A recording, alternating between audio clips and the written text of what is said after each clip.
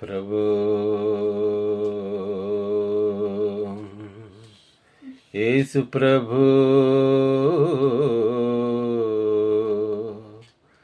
సమానులెవరు ప్రభు, నీ సమానులెవరు ప్రభు, సమానులెవరు ప్రభు, నీ సమానులెవరు ప్రభు,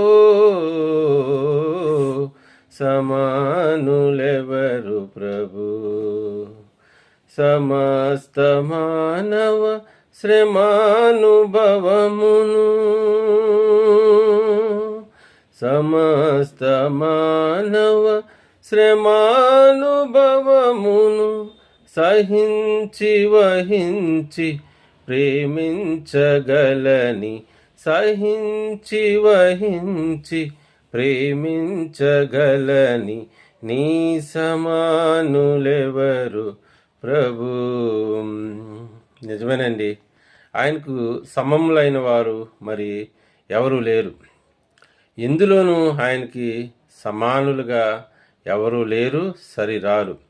దైవత్వంలో కానీ మరి మానవత్వంలో కానీ, ప్రేమించడంలో కానీ, క్షమించడంలో కానీ, సహించడంలో కానీ ఆయనకు సమానులు ఎవరూ లేరు.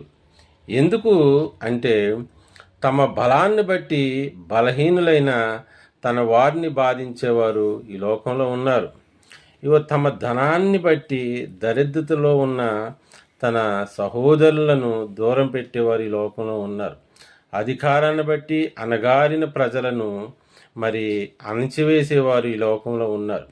అయితే మనుషులందరూ పాపం చేసి పాపమునకు దాసులై ఉండగా ఆయన మనుషులందరినీ మరి దాసులు అని పిలవక స్నేహితులని పిలుస్తున్నాడు యేసుక్రీస్తు ప్రభు. కాబట్టి ఆయనకి ఈ లోకంలో ఎవరు చాటి రారు. అలా పిలిచి ప్రేమించేవారు ఈ లోకంలో ఎవరు లేరు. అది యేసుక్రీస్తు ప్రభువుకి మాత్రమే సాధ్యం. దేవుడు తన మాటలు దీవించునుగాక. ఆమేన్.